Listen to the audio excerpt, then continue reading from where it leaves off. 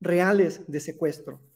Incluso de estos asuntos, que no sabemos realmente ya quiénes fueron los perpetradores, porque se creó toda una historieta de bandas de secuestradores y se dosificó, de tal suerte que, como tú lo mencionas, cada que había cierta cuestión política nacional, sacaban una nueva banda, sacaban una nueva detención, lo presentaban en la televisión, y aquí es en donde quiero preguntarte, ¿hasta qué punto tú consideras que el poder mediático, las corporaciones de informativas, estarían enteradas o no? Ya te lo pregunto como periodista. ¿Hasta dónde llega esa ética de los periodistas o ese límite de su responsabilidad en la información? ¿O si acaso no se conoce en el ámbito? ¿O por qué crees que existen estas participaciones en hechos que notoriamente son de índole judicial y que aún así intervienen las empresas mediáticas?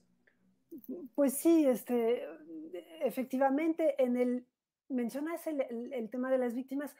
Yo creo que ahí los medios de comunicación, si no se detenían, porque tal vez no podían entender de inmediato todo lo que estaba pasando, los equipos de Televisa y de TV Azteca que llegaban al lugar, digamos, los equipos de Televisa entendían un poquito mejor que los de TV Azteca porque llegaron antes de que se diera la señal de que entraran los AFIS al mismo tiempo que empezaba la transmisión en vivo de Televisa.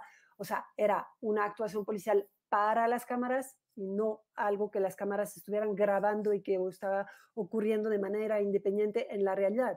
No era una operación policial que las cámaras seguían. Era una operación policial para las cámaras donde el propio Carlos Loret de Mola, según el testimonio de Laura Barranco, su ex colaboradora, que lo dará mañana en la audiencia, ella ratifica, o sea, testifica cómo él daba la señal de cómo empezaba, cuando empezaba la operación policial, ¿no?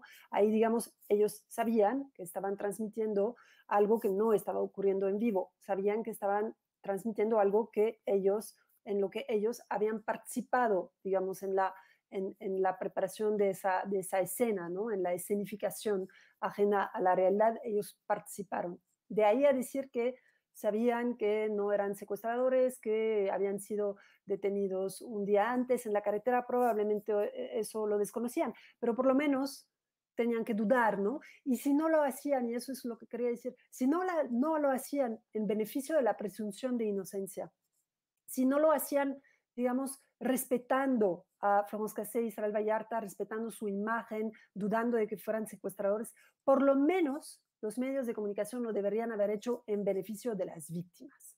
Porque tal como hoy no podemos prejuzgar de la culpabilidad de Luis N.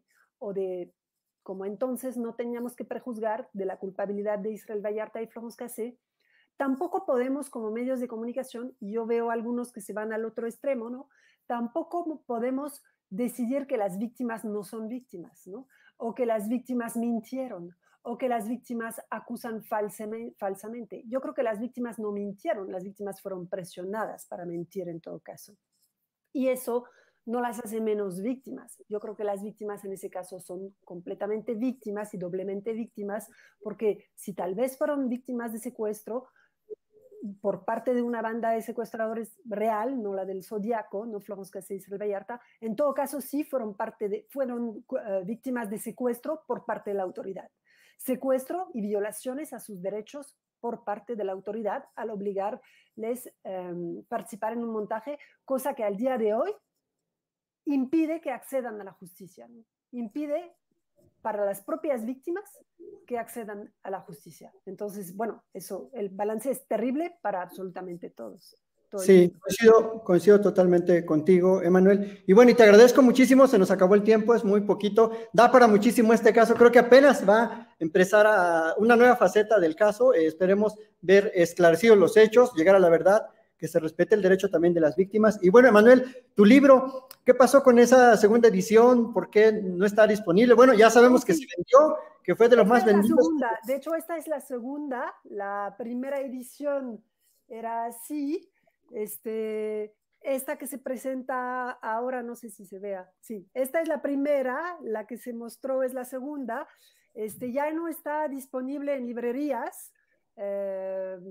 por un tema bueno, en fin, con la editorial ya no está disponible, pero voy a voy a, digamos, organizar la venta a través de internet por otro canal, Bueno. ¿no? Porque hay mucha gente que lo está buscando, sí. Claro que sí, sí, mucha gente lo quiere y bueno, es un tema de interés público, incluso internacional, para ver cómo está funcionando pues, la justicia en México. Te agradezco muchísimo, te deseo excelente tarde, Emanuel, también a la audiencia. Muchísimas gracias por sintonizarnos, que tengan todos un excelente domingo. Buena tarde, muchas gracias.